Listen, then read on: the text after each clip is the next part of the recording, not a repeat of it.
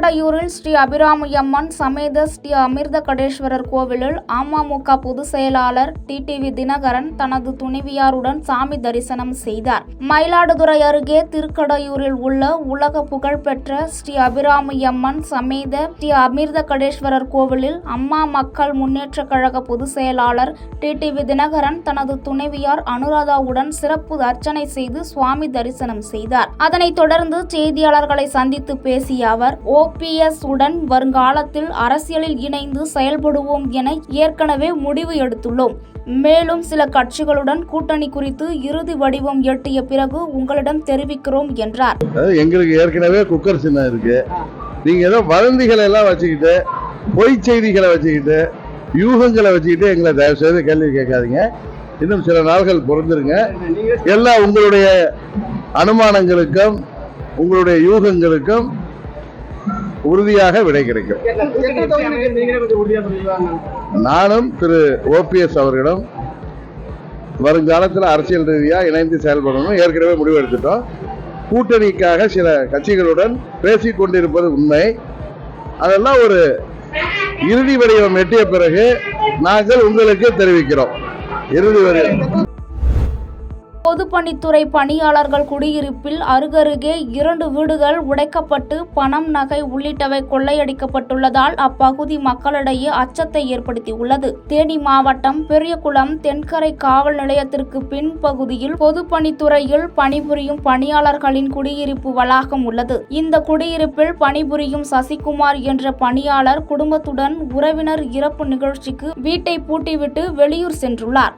அதேபோல் பொதுப்பணித்துறையில் பணிபுரியும் முத்தையா என்பவர் வெளியூர் சென்ற நிலையில் 2 வீடுகளும் பூட்டியிருந்தது. இந்நிலையில் இரவில் பூட்டியிருந்த 2 வீடுகளை நோட்டமிட்டிருந்த கொள்ளையர்கள் வீட்டின் கதவை உடைத்து 2 வீடுகளிலும் இருந்த 5 சவரன் நகை மற்றும் 25,000 ரூபாய் பணத்தையும் கொள்ளையடித்து சென்றுள்ளனர். இச்சம்பவம் குறித்து தகவல் அறிந்து வந்த காவல்துறையினர் கைரேகை நிபுணர் மற்றும் மோப்பநாய் உதவியுடன் கொள்ளையர்களை தேடி வருகின்றனர்.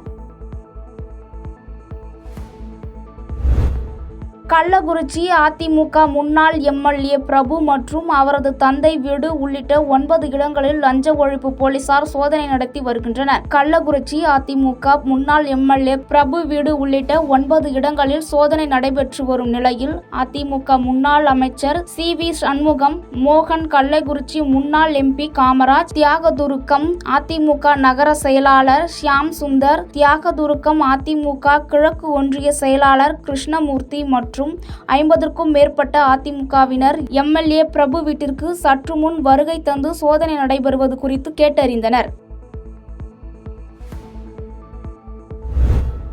தமிழக முதல்வரின் பிறந்த நாளை முன்னிட்டு திருப்பத்தூரில் 12ஆம் வகுப்பு பொதுத் தேர்வு எழுதும் மாணவ மாணவிகளுக்கு நகரமன்ற தலைவர் பேனா மற்றும் இனிப்பு வழங்கி உற்சாகப்படுத்தினார். தமிழகம் முழுவதும் முதலமைச்சர் MK ஸ்டாலின் பிறந்த நாளை முன்னிட்டு 12ஆம் வகுப்பு பொதுத் தேர்வு எழுதும் மாணவ மாணவிகளுக்கு பேனா மற்றும் இனிப்புகள் வழங்கும் நிகழ்ச்சி நகரமன்ற தலைவர் சங்கீதா வெங்கடேஷ் தலைமையில் நடைபெற்றது. இதனைத் தொடர்ந்து திருப்பத்தூர் ஸ்ரீ மீனாட்சி அரசு பெண்கள் மேல்நிலைப்பள்ளி மற்றும் அரசு ஆண்கள் மேல்நிலைப்பள்ளி உள்ளிட்ட தேர்வு எழுதும் மையத்திற்கு நேரில் சென்று மாணவ மாணவிகளுக்கு பேனா மற்றும் இனிப்புகள் வழங்கி நல்ல முறையில் தேர்வெழுத வேண்டும், அரசு பள்ளிக்கு நற்பெயர் எடுத்து தர வேண்டும் என நகரமன்ற தலைவர் சங்கீதா வெங்கடேஷ் கூறினார். பின்னர் திருப்பத்தூர் நகராட்சி அலுவலகத்தில் அரசு பூங்கா உயர்நிலை பள்ளியில் படிக்கும் 10ஆம் வகுப்பு பொதுத் தேர்வு எழுதும் மாணவ மாணவிகளுக்கும் பேனா, நோட்டு மற்றும் இனிப்புகள் வழங்கினார்.